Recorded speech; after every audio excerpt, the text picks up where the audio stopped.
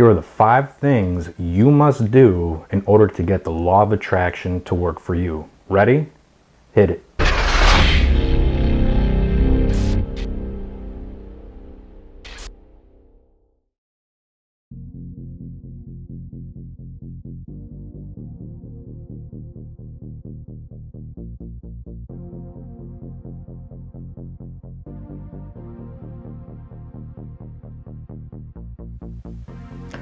Hello and welcome back to another video of Divine Alchemy, where you are the creator of your reality. My name is Jason, and in today's video we're going to be talking about the 5 things that you must do in order to get the law of attraction to work for you.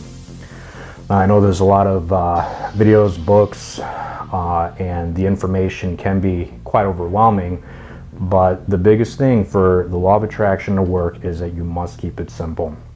And a lot of people think that this practice is a very magical, that things are going to poof out of thin air and whatnot.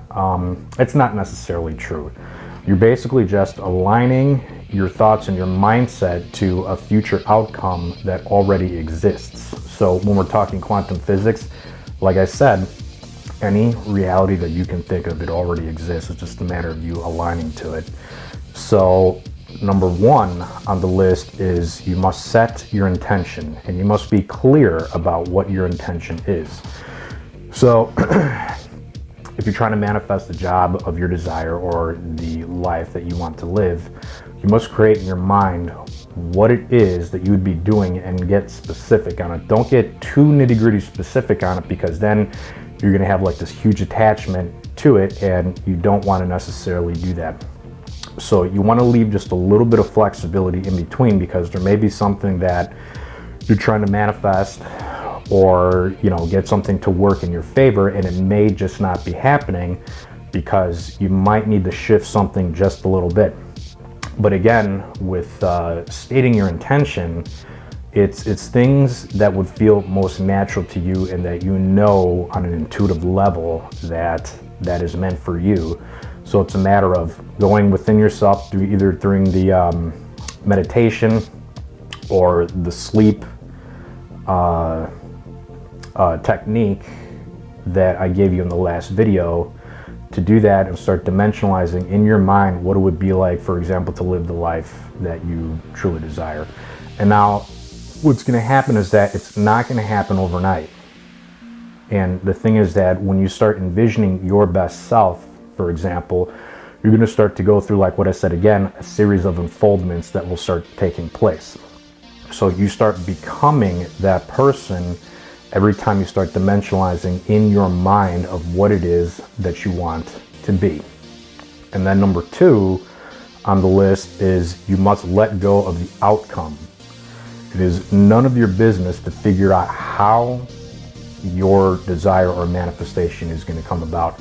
There is an infinite amount of ways that something can take place, and our minds are very linear. We think very much in the box. It's very left brain thinking. We got to figure everything out, and our mind thinks very linearly. But in reality, once the right side of the brain kicks in, it's very creative. So your higher self knows exactly what to do. And so in following that principle, let the things unfold naturally. So if you get a inspired action, or you feel like that you must go do this certain thing or whatever it is, go ahead and do it, because it might lead you to the right place at the right time, at the right moment, to run into a person that is going to give you your big break or opportunity, or they may even say something that would inspire you to take a certain action for you to get the desire that you want, or at least another step forward. So letting go of the outcome is very huge, because if you can predict it, then you're going to start to add a lot of resistance to it. It must happen very naturally. Think of like, a plant. It really doesn't struggle to grow. All you do is basically you water it, you give it the nutrients, and it starts doing things on its own. And it always takes the path of least resistance. So again, be sure to let go of the outcome. And number 3, you want to let go of this importance of your manifestation. If you're giving it too much importance and you're like, when is it going to come? Oh my God, this thing has to happen. again, you're going to be adding a lot of resistance to it. And you're sending a signal out there to the universe and to your subconscious that you do not have it. So if you say, oh my God, I really need this, well, the universe, the good thing for that, or if you believe in God or higher power or whatever it may be, it never says no. So what's going to happen is that it's like, oh my God, I really want this one thing. And what's going to happen is your subconscious will say, well, yes, you don't have this one thing, and you're going to get more of it. But if you let go of the importance of it and you program in your mind that you already have it, it'll start to take the path of least resistance, and therefore you're tricking your subconscious mind that it is here and now. Just relax and be patient for this manifestation to unfold. It's like, for example, if you really want this one thing really badly, but then you start getting all worked up, your heart starts racing, and then when it doesn't happen on your time, which is not on your time, it's on divine timing, you're going to start to add a lot of anguish to it, and that will slow it down, because like I said, you're sending that signal out there, because everything is frequency, that you do not have this one thing, and you're going to slow it down dramatically. So letting go of the importance, it's very, very crucial for you to manifest what you want. And number 4. So number 4 is the limiting beliefs. The thing with the limiting beliefs is that from the age of 1 to 7, we are programmed with somebody else's beliefs, whether they be good or bad. And a lot of us are very unknowing of the limiting beliefs that we were ingrained with, because we're very unaware. It's on a subconscious level. So if I were to tell somebody, hey, I want to manifest $1 million, and then I would tell them, say that to yourself right now out loud.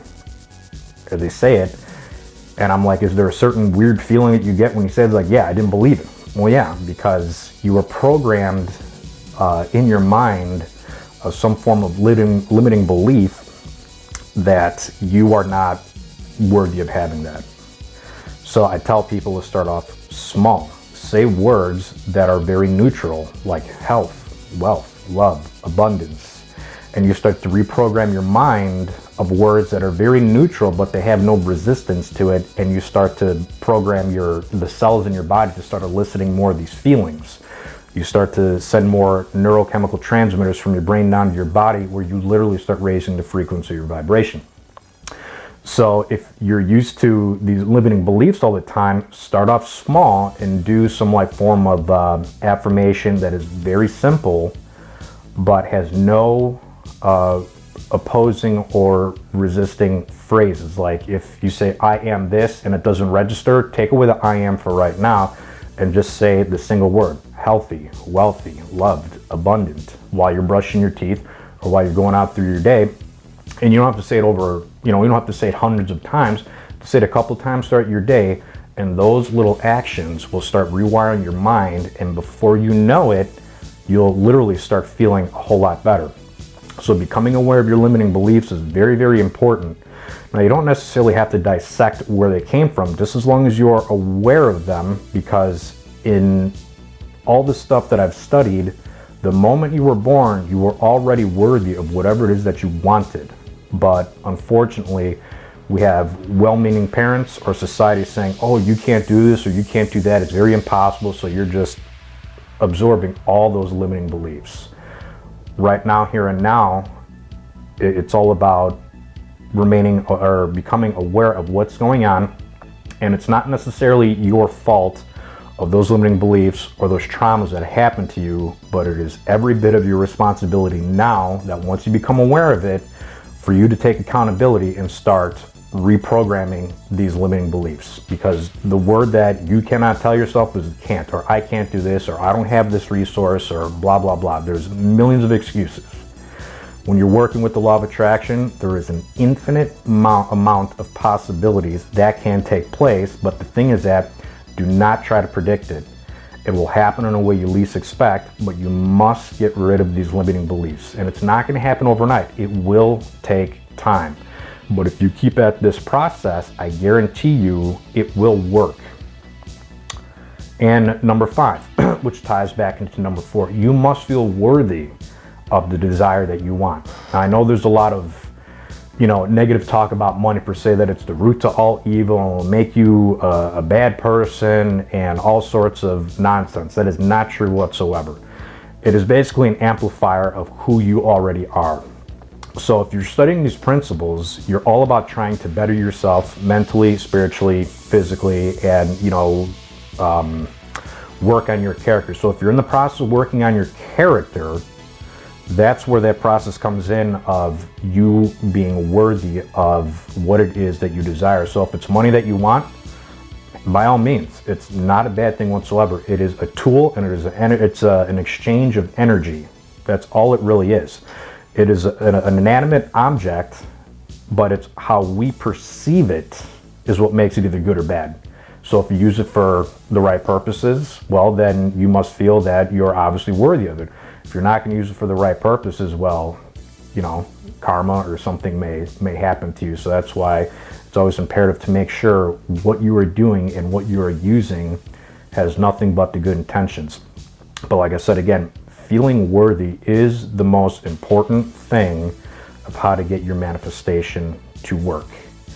And, some of us have grown up in traumatic households or had some form of unfortunate incident that happened to them. So now that we become more aware of what's going on within us, now we have a choice to start rewiring our brain in order for us to feel worthy in everything that we do. Because like I said, from the moment we are born, we are worthy of everything that we truly desire, and there's nothing selfish about it. But we get talked out of it, where some people say that, if you do something for yourself, you're being selfish. No, that's absolutely not true. You want to take care of yourself first and be the example of the person that you want to be, so therefore you can inspire other people to do the same thing. And my biggest thing is being self-sufficient and self-empowering.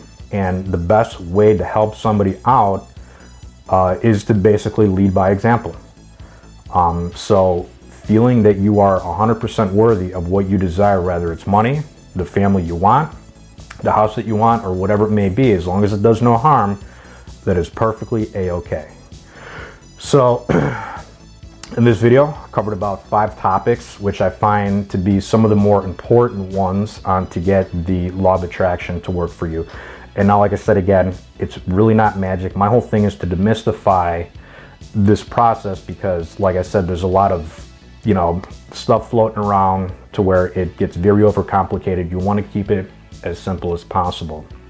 So if you like this video, please hit the like button. Also subscribe to my channel for future exciting content, which I'll again be giving you testimonials and all sorts of other tips and tools to help you become the best version of yourself. Thank you very much.